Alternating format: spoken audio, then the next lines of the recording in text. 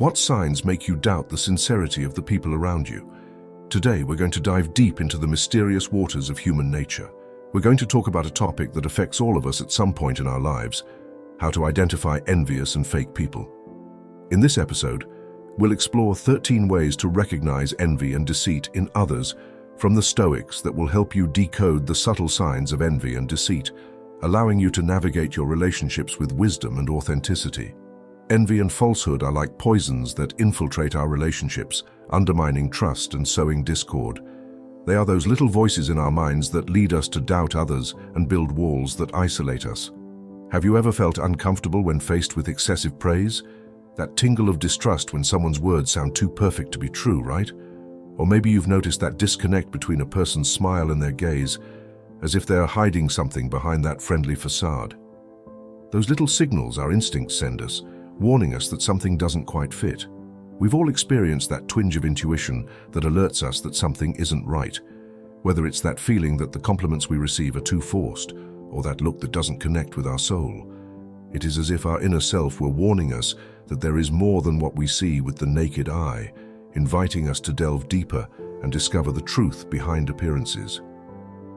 By the end of this video, you will be able to identify the most common signs of envy and deceit, and thus protect yourself from toxic people. The ancient Stoics, those masters of wisdom and resilience, had a lot to say about how to deal with these difficult social situations. They believed that by understanding human nature and cultivating our own inner strength, we can protect ourselves from the harmful effects of envy and deception. As Epictetus, the Stoic philosopher who faced his fair share of challenges, once said, "What matters is not what happens to you, but how you react to it."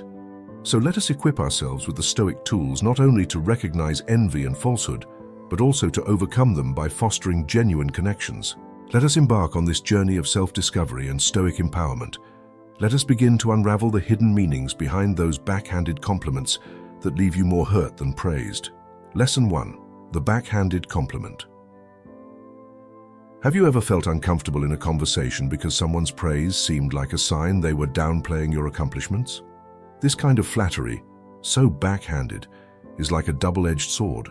On the surface, it seems like a sincere compliment, but it hides a veiled insinuation, a criticism disguised as a compliment. It's like saying, "Great job, you got that job, now you can rest more." Sounds good, right? Although the subtext suggests that your previous job was excessively demanding, or that your new position is neither demanding nor valuable nor important, a backhanded compliment is like receiving a poisoned gift. They tell you something nice, but at the same time, leave you with an uncomfortable feeling, as if there is a hidden meaning behind their words. It's the kind of comment that makes you question whether they're actually complimenting you or implying something negative. That phrase is a perfect example of a sarcastic compliment. That is, a compliment that, in reality, hides a mockery or a veiled criticism. It is a way of flattering in order to hurt. Such a comment is intended to flatter in order to manipulate. It is a subtle way of controlling the conversation or belittling the other person, disguised as a kind gesture. The ancient Stoics were all about direct conversation and authenticity. Seneca believed that true happiness is enjoying the present so that we can rest content with what we have. In other words, true joy comes from within, not from seeking praise or putting others down. But let's face it, the world is not always stoic, and utopia can lead to envy and insecurity. People use these backhanded compliments as a way to subtly undermine your success or make themselves feel better. It's like that frenemy who says your new car is so nice it's perfect for someone your size. What could they possibly mean? Just trying to dim your shine, even when they pretend to admire you. So how do we deal with this? First, trust your gut. If a compliment doesn't feel right, it probably isn't. Second, channel your inner Stoic detective, looking for inconsistencies between their words and their body language. Are they smiling but their eyes aren't? And their tone of speech is flat, even though they're saying something supposedly enthusiastic. Finally, remember that your worth does not depend on someone else's approval. As Epictetus, another Stoic heavyweight, said, that what matters is not what happens to you, but how you react to it. So when you're met with a biting compliment, don't let it get to you. Take a deep breath, acknowledge the awkwardness, and then move on. You have better things to focus on, like building genuine connections with people who celebrate your successes without any hidden agenda. because at the end of the day, true friendships are like fertile gardens. They need honesty, respect, and lots of sunlight, not shade. Lesson 2. Selective support. Those friends who are there for you in good times but not in bad times, they celebrate your triumphs with you. But when the time comes when you're going through a rough patch, they're nowhere to be seen. That's selective support in action. It's like they're only there during sunny days. But when the clouds roll in, they're nowhere to be found. The Stoics, those wise people of ancient Greece and Rome, were very loyal and supportive of each other. Marcus Aurelius, the philosopher emperor, said that we are born to work together as feet, hands, and eyes. Acting against each other is contrary to nature. A true friend is one who stands by your side through life's ups and downs. They are the teammates who never turn their back on you, who trust you blindly and encourage you to be the best version of yourself. They are the people you can trust with your deepest secrets, knowing that they will be guarded with the greatest care. They are your chosen family. The bonds you forge with them are stronger than any blood ties. But in the real world, we all know those fair-weather friends who only show up when it benefits them. They might be really excited about your promotion because it makes them look good, but when you're struggling with a personal problem, they're suddenly too busy to talk. It's like they're only interested in the relationship as long as it meets their own needs. So how do we navigate this complicated social landscape? First, pay attention to the patterns in your relationships. Does someone's enthusiasm for you fluctuate depending on your circumstances? Are they always there to celebrate your victories, but conveniently absent during your defeats? Second, remember that true friendship in the Stoic sense is about virtue and acting for the common good, not about using people for personal gain. As Epictetus says, the key is to keep company only with people who encourage you, whose presence demands the best from you. Finally, don't be afraid to set boundaries and prioritize your own well-being. If someone's selective support is causing you emotional distress, it's okay to distance yourself or limit your interactions with them. Cultivate genuine relationships with people who will be there for you through thick and thin. Just as plants need constant care to grow, our interpersonal connections require attention and affection to become stronger and last over time. Selective support is like giving a plant sporadic attention. It may survive for a while, but it will never flower. Choose your friends wisely and nurture those connections with the unwavering support and loyalty they deserve. Lesson 3. When words and vibrations don't match, you know that feeling when someone says one thing, but their body language says another. It's like that awkward moment when your friend insists they're totally fine after a breakup, but their eyes are red and puffy, and they can barely hold back their tears. That's the body betraying words, a classic sign that something isn't quite right. The Stoics focused on paying attention to the world around them, including the subtle cues people give off even when they're trying to hide their true feelings. Epictetus, the Stoic philosopher and great expert on human nature, said that the main task in life is simply to identify and separate matters so that we can say which are not under our control and which are truly controllable. In other words, we cannot control what other people say or do, but we can control how we perceive and react to it. A big part of that is learning to read between the lines, to see beyond the surface and tune into those non-verbal cues that reveal what's really going on. Think about a job interview where you're sitting in front of the hiring manager and they're telling you how impressed they are with your resume. But they have their arms crossed, a frown on their face, and they keep looking at their watch. Their body language betrays their words, hinting that they may not be as enthusiastic as they seem. Another example, visualize you're at a party and someone is giving you a big smile and complimenting your outfit, but their handshake is limp, their eyes are darting around the room, and they seem eager to move on to the next conversation. His body language tells you that he's not really that interested in you, despite his friendly facade. The Stoics understood that these non-verbal cues are like clues in a detective story. They can help us uncover hidden emotions, motivations, and even potential deceptions. By paying attention to these subtle cues, we can navigate social situations with greater awareness and avoid being fooled by false appearances. So, next time you interact with someone, don't just listen to their words, watch their body language, observe their posture, their facial expressions, their gestures. Do they match what they say, or is there a disconnect? A subtle betrayal that reveals a deeper truth. Remember that the body does not lie. It is a mirror that reflects our internal thoughts and feelings, even when we try to hide them. By learning to read this language, we can gain a deeper understanding of the people around us and make more informed decisions about our relationships. As modern Stoic philosopher William B. Irvine puts it, we can improve our lives dramatically if we become more adept at recognizing when other people are trying to manipulate us. So keep your eyes open, trust your instincts, and let body language reveal hidden truths to you. Lesson 4. The poisons of comparison. We live in a world that is constantly telling us that we are not rich enough, we are not successful enough, we are not pretty enough. Social media feeds us with an endless stream of real-life moments of prominent personalities, making it very easy to fall into the trap of comparison, and it is in friends that the poison of envy begins. The Stoics, those wise men of antiquity, knew a thing or two about this topic. Seneca, the Roman philosopher and playwright, warned us that we are often more frightened than hurt, and suffer more from imagination than from reality. In other words, we create our own suffering by comparing ourselves to others and imagining that their lives are somehow better than ours. Envy is a sneaky little emotion that can start with a harmless glance at someone else's Instagram. Suddenly, we become obsessed with the latest gadgets, designer clothes, exotic vacations, all because we believe these things will make us happy or somehow more worthy. But here's the Stoic truth. Happiness comes from within, not from external possessions or achievements, as Marcus Aurelius, the philosopher-emperor, wrote in his Meditations. It takes very little to have a happy life. It's all within you, in your way of thinking. So how do we free ourselves from the poisonous clutches of comparison? We must first recognize the signs of envy in ourselves.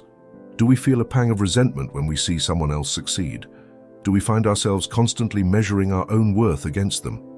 Secondly, we must practice gratitude for what we have instead of focusing on what we lack.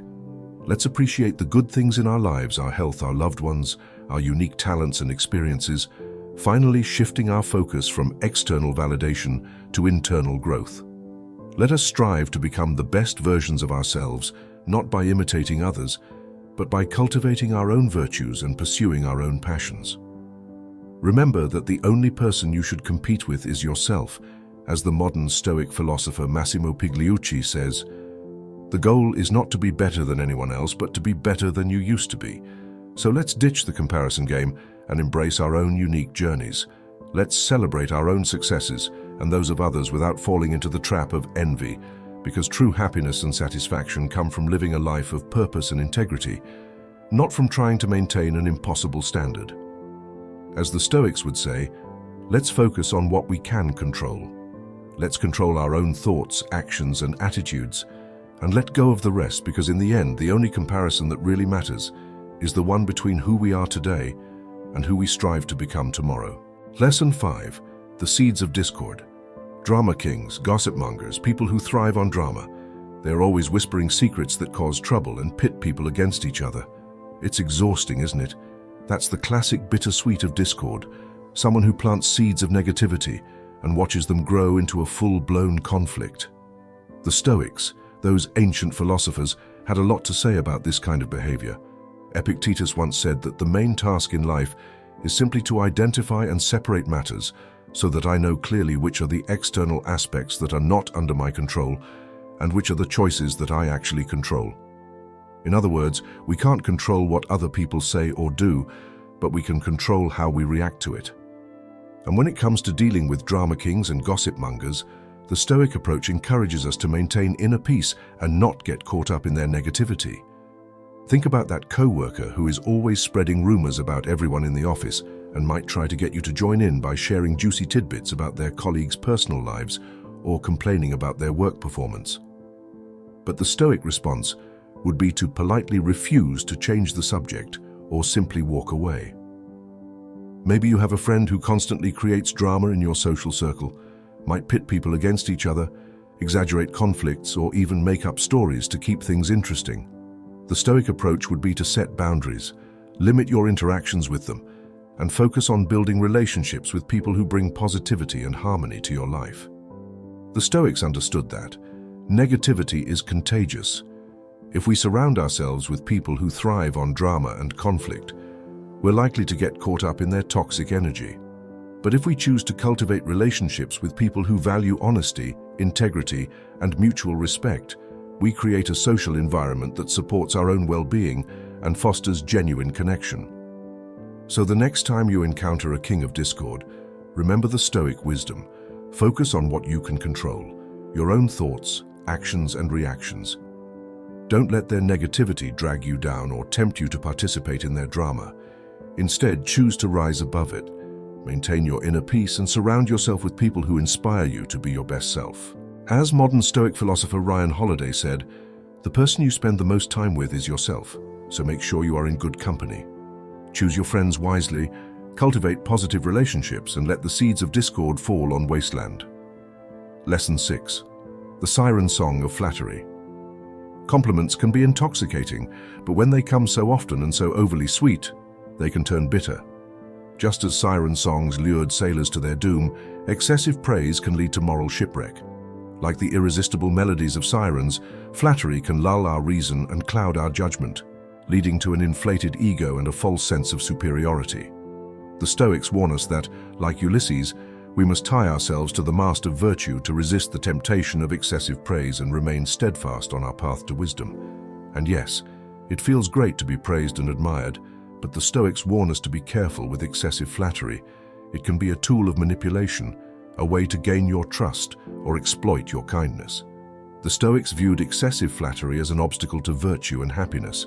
They believed that it could corrupt judgment, inflate the ego, and detach a person from reality. Marcus Aurelius, the Stoic emperor, had a sensible approach to this and said not to waste any more time arguing about what a good man should be. In other words, focus on your own actions and character, not the empty praise of others. Think about that new acquaintance who seems overly eager to be your best friend, constantly showering you with praise and telling you how incredibly talented and brilliant you are. It may feel good at first, but eventually you start to wonder what his point of view is. Is he really impressed, or is he trying to get something from you? Maybe you've experienced the boss who goes overboard with praise before asking you to take on an additional project or work overtime. They are trying to sweet-talk you into doing something you otherwise wouldn't agree to.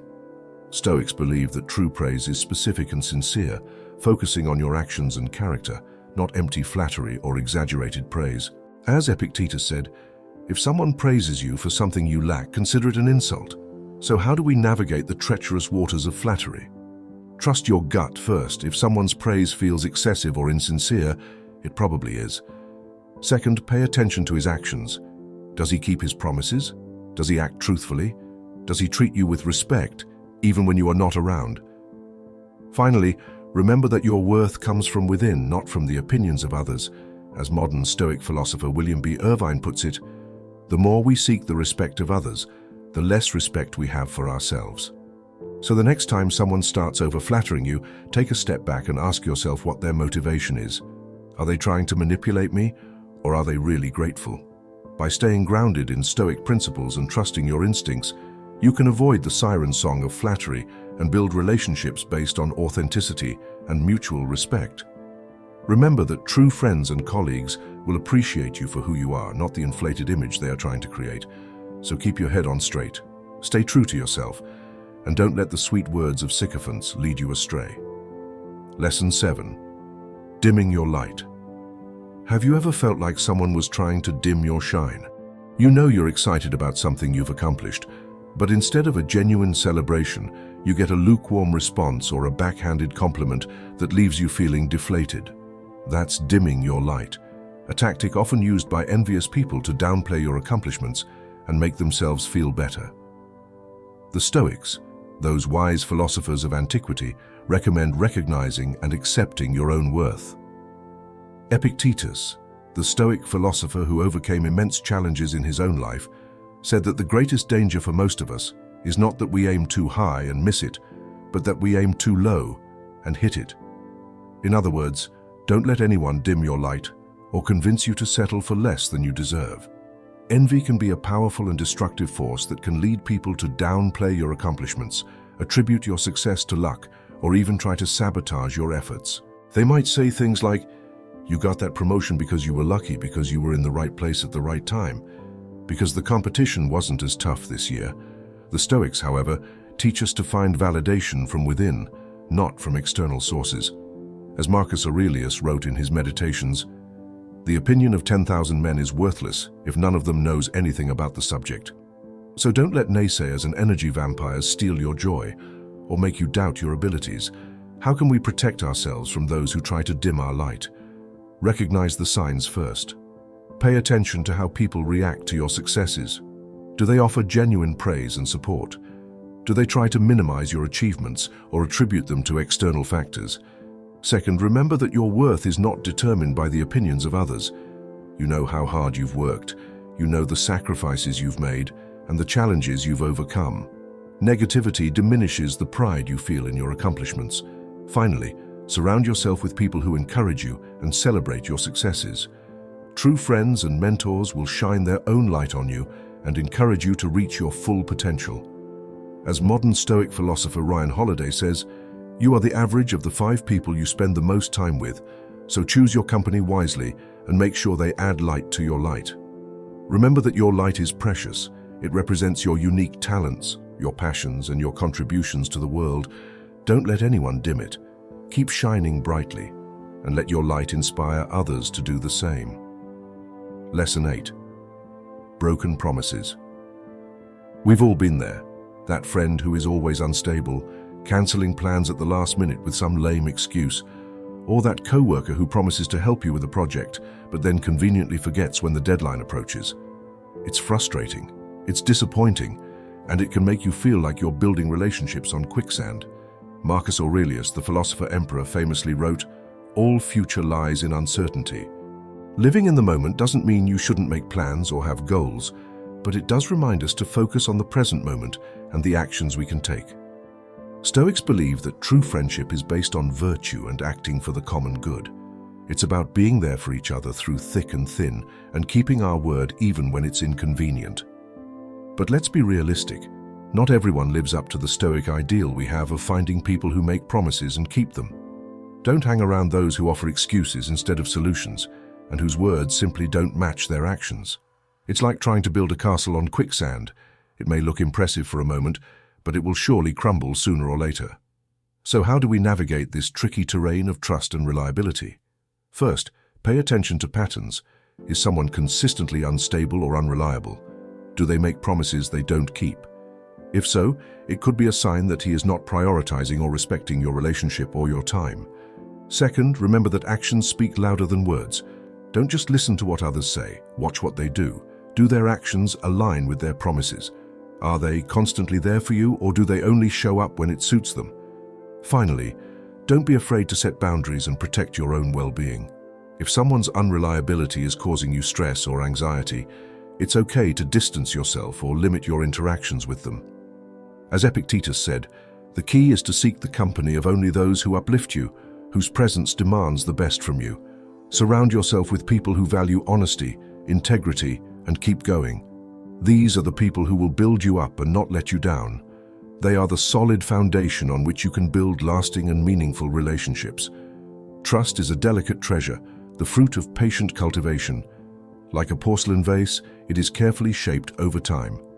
However, just one blow can be enough to shatter the trust we have worked so hard to build. Choose your friends and partners wisely. Foster those connections with honesty and trustworthiness. And don't waste your time with those who treat your trust like a vase or a disposable commodity.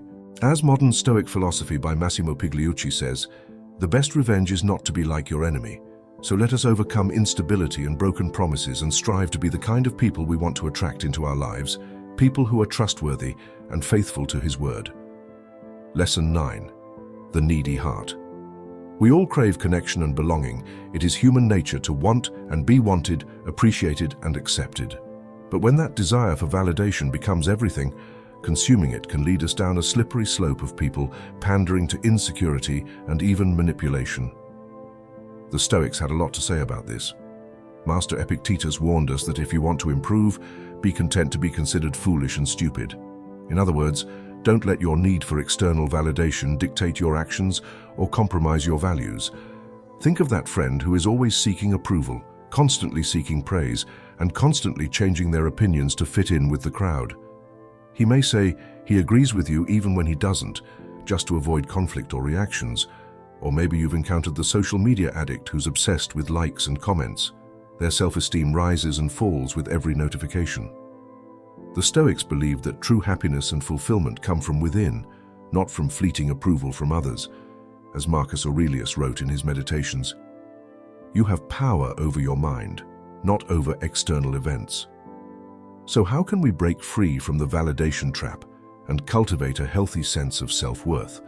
We must first recognize our own neediness. Do we constantly seek comfort from others? Do we feel anxious or insecure when we don't receive praise or attention? Secondly, we must practice self-compassion and acceptance.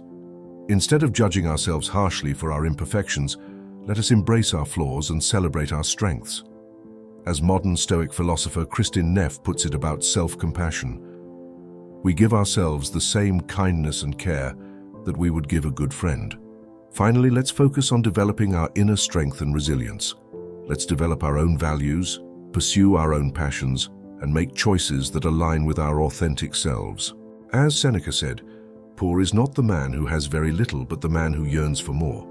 Remember that true confidence comes from knowing who you are and what you stand for, not from the constant need for external validation. By cultivating self-love and inner strength, you can free yourself from a needy heart and build relationships based on genuine connection and mutual respect. So let's put aside the people pleasers and embrace our own unique individuality, finding validation from within, not from without, in the fickle opinions of others. True happiness and fulfillment come from living a life of authenticity and purpose, not from chasing the ever-elusive approval of others, as the Stoics would say. Let's focus on what we can control on our own. Let the rest go, because in the end, the only validation that really matters is the one we give ourselves. Lesson 10. The whispers of intuition. Have you ever felt like there was a little voice whispering from deep within you? That voice tells you something isn't right. Maybe you meet someone new and they seem perfectly lovely, but there's a nagging feeling of unease that you can't shake. Maybe you're considering a new opportunity, and on paper everything is perfect and fantastic, but something in your gut is telling you to proceed with caution. That is the whisper of intuition, that subtle, instinctive knowing that often defies logic and reason. And while the Stoics were about using logic and reason to navigate life's paths and challenges, they also recognized the importance of intuition in our decision-making process. Epictetus, who was no stranger to adversity, said that the greatest danger for most of us was not that we aim too high and miss it, but that we aim too low and hit it. In other words, don't let fear or doubt stop you from pursuing your dreams, but don't ignore those intuitive nudges that might be warning you of potential dangers. Think about that time you ignored your gut and went on a date with someone who seemed perfect, only to find out that they were completely incompatible with your values and personality. Or maybe you accepted a job offer that seemed great on the surface, but your intuition told you the company culture wasn't a good fit, and you ended up feeling miserable and unfulfilled. The Stoics believed that intuition is a valuable tool for navigating the complexities of life. It is like a built-in radar system that scans the environment for potential threats or opportunities that our conscious minds might miss. By paying attention to these subtle cues, we can make more informed decisions and avoid unnecessary headaches or regrets. So how do we cultivate and trust our intuition? We must first silence the noise and create a space for inner listening. Meditation, mindfulness, or simply spending time in nature can help us tune into our inner wisdom. Secondly, we need to pay attention to our physical sensations. Intuition often manifests itself as a gut feeling, a tightness in the chest, or a feeling of restlessness. These physical signs can be powerful indicators that something isn't quite right, even if we can't logically explain why. Finally, we need to learn to trust ourselves.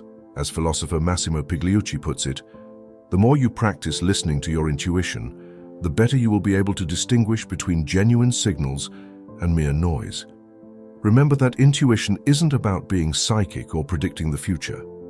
It's about tapping into your subconscious wisdom and using it to guide your decisions. By combining intuition with reason, you can face life's challenges with greater confidence and clarity. So the next time you feel that little whisper in your gut, don't dismiss it. Pay attention, listen closely, and trust your instincts, because sometimes the deepest truths are not found in the loud pronouncements of the world, but in the quiet whispers of your own intuition.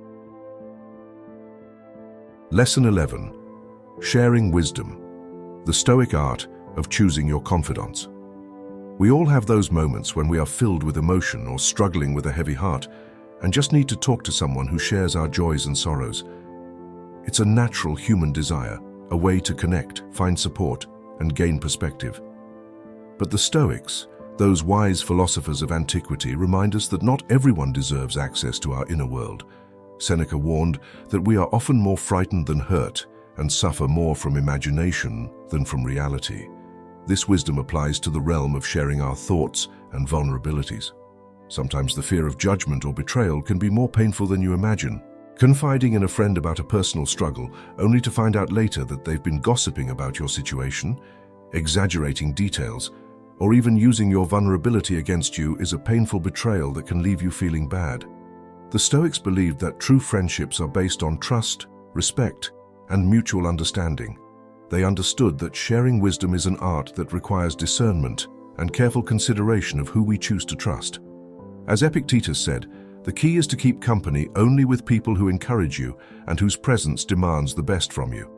So how do we navigate the delicate balance between sharing and protecting ourselves? First, pay attention to your audience.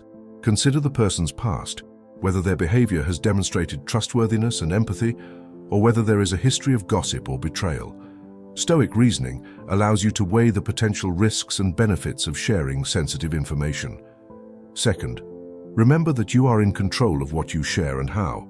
If you share, you cannot control how others will react or what they will do with the information you provide. But by exercising discretion, you minimize the chances of negative consequences arising from circumstances beyond your control. Finally, when you choose to do so, be clear and concise in your communication, avoiding oversharing or divulging unnecessary details that could lead to misunderstandings or be used against you. The Stoics valued clear communication both in terms of the content of your message and the context in which you deliver it. By practicing Stoic discretion and choosing your trust wisely, you can protect yourself from negative influences and cultivate trust with those who deserve it.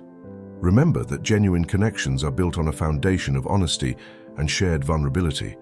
But by exercising discernment, you can share your vulnerabilities with those who will appreciate them and not exploit them.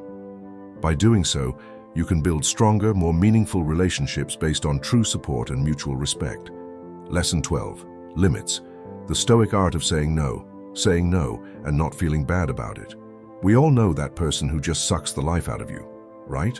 That energy vampire who is always complaining, dumping his emotional baggage on you or crossing your personal lines without a second thought. It's exhausting, and it can make you feel like you're constantly giving away pieces of yourself without getting anything in return. The Stoics understood the importance of setting boundaries. Epictetus knew how to deal with difficult people. He said that happiness and freedom begin with a clear understanding that some things are within our control and others are not. In other words, we cannot control the actions of others, but we can control our own reactions and set boundaries to protect our own well-being. Think about that friend who always calls you to vent about their problems, but never seems to be there for you when you need support. Or that co-worker who constantly oversteps your boundaries by making inappropriate comments or taking credit for your work. These are classic examples of people ignoring your personal space and emotional energy. The Stoics believed that setting boundaries isn't about being selfish or indifferent. It's about recognizing your own needs and boundaries and communicating them clearly and assertively. As Marcus Aurelius wrote in his Meditations, "You have power over your mind, not over external events. Realize this and you will find strength." So how do we set boundaries in a Stoic way? First, recognize your needs and resolve the deal breakers. What kind of behavior are you unwilling to tolerate? What situations drain your energy or leave you feeling resentful? Once you are clear about your boundaries, you can begin to communicate them. Secondly, be assertive and consistent. Don't be afraid to say no when someone asks you to do something that compromises your boundaries. And once you've set a boundary, don't let people make you feel guilty. Don't allow yourself to be manipulated into giving in to their demands. Finally, remember that setting boundaries is an ongoing process, not a one-time thing. You may need to adjust your boundaries as your relationships evolve or as you encounter new situations. And that's okay. The key is to stay true to yourself and prioritize your own well-being, as philosopher Ryan Holiday says. The first step to setting boundaries is realizing that you have a right to them. So don't be afraid to speak up, protect your energy, and create a space where you can thrive. Remember that boundaries aren't walls that exclude people, they're fences that define your personal space and create a healthy environment for your relationships to flourish. By setting boundaries and communicating them clearly, you are not only protecting yourself, but you are also teaching others how to treat you with respect. So let's embrace the Stoic art of saying no, create healthy boundaries, protect our emotional well-being, and cultivate relationships that are built on mutual respect and understanding, because in the end, the only person who can truly take care of you is you. Lesson 13. Cultivating the garden. Fostering healthy relationships. Think of your social circle as a garden where you have all kinds of plants. Some vibrant and some flourishing, some a little prickly, or even downright toxic. The Stoics, who sought to live in harmony with nature, believed that cultivating a thriving social garden is key to a fulfilling life. Marcus Aurelius, the philosopher emperor, famously said, "Don't waste time arguing about what a good man should be." This wisdom extends to our relationships. Instead of focusing on how others should behave, let's focus on cultivating our own virtue and creating an environment where healthy connections can flourish. Imagine your garden filled with vibrant flowers, fragrant herbs, and sturdy trees. These represent the positive relationships in your life, the friends who uplift and inspire you, the mentors who guide you, and the loved ones who provide unwavering support. But even the most beautiful gardens have their share of weeds. These represent toxic relationships that drain your energy, create drama, or undermine your well-being. Just as a gardener carefully tends his plants, removing weeds and nurturing growth, we must be mindful of the relationships we cultivate in our lives. The Stoics believed that true friendships were based on shared values, mutual respect, and commitment to the common good. They understood that healthy relationships require effort, just like a garden that needs regular watering, weeding, and pruning. So how do we grow a thriving social garden? First, be intentional with the seeds you plant. Surround yourself with people who embody the virtues you admire: honesty, integrity, kindness, and compassion. Look for those who inspire you to be your best self and challenge you to grow. Second, nurture your relationships with care and attention. Just like plants need sunlight and water, friendships need regular communication, shared experiences, and genuine support. Spend time with the people you care about and show them how much you appreciate their presence in your life. Finally, don't be afraid to cut out toxic relationships. If someone is constantly bringing negativity, drama, or disrespect into your life, it's okay to set boundaries or even walk away. Remember, your social garden is a reflection of your own well-being. By cultivating healthy connections and removing toxic influences, you create a space where you can flourish. As philosopher Massimo Pigliucci puts it, the quality of your life depends on the quality of your relationships. So let's carefully tend our social gardens, foster positive connections, and create an environment where we can all thrive. Remember that a beautiful garden does not emerge overnight. It requires time, effort, and a lot of love. But the rewards are immeasurable. A flourishing and vibrant ecosystem that nourishes your soul and brings joy to your life. So let's go out and start cultivating our gardens, one meaningful connection at a time. This concludes our journey through the 13 ways to recognize envy and falsehood in others that the Stoics give us to help us navigate the occasionally treacherous waters of human relationships. Remember that for the Stoics, it is not about being emotionless robots, but about cultivating wisdom, resilience, and genuine connection. As Seneca wisely said, "The greatest remedy for anger is delay." The same applies to dealing with envy and falsehood. Take a breath, observe, reflect, and then choose your response wisely. Don't let the negativity of others derail your own inner peace.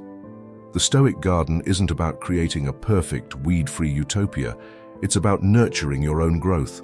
Choose your competition partners carefully and accept that some people may be a little picky. But by practicing these Stoic principles, you will develop a stronger sense of self. You will foster more authentic relationships and face life's challenges with grace and wisdom. So go out and be the gardener of your own life. Plant seeds of kindness, water them with compassion, and watch your inner strength grow. Bloom and remember, as Marcus Aurelius told us, the happiness of your life depends on the quality of your thoughts. Keep those Stoic vibes high, and remember that virtue is its own reward. Thank you for joining me. I invite all those who are seeking answers within themselves to join us on each of our journeys of deep introspection.